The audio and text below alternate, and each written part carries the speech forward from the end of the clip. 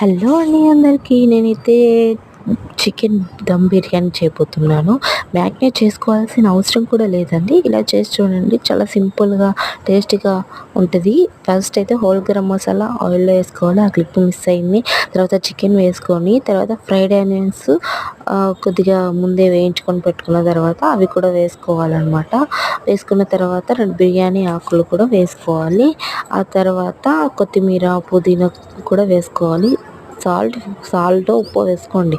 తర్వాత కొత్తిమీర పుదీనా వేసుకున్న తర్వాత పసుపు కొద్దిగా వేసుకోవాలి. తర్వాత కారం, టర్మరిక్ పౌడర్, తర్వాత కారం, ధనియాల పొడి, చికెన్ మసాలా, గరం మసాలా అండ్ బిర్యానీ మసాలా కూడా వేసుకొని కొద్దిగా వాటర్ వేసుకొని తర్వాత పెరుగు వేసుకోవాలి.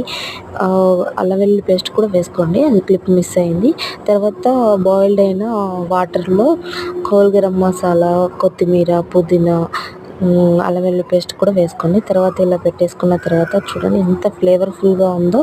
రైస్ సూపర్ ఉంది. ఇది మాత్రం మర్చిపో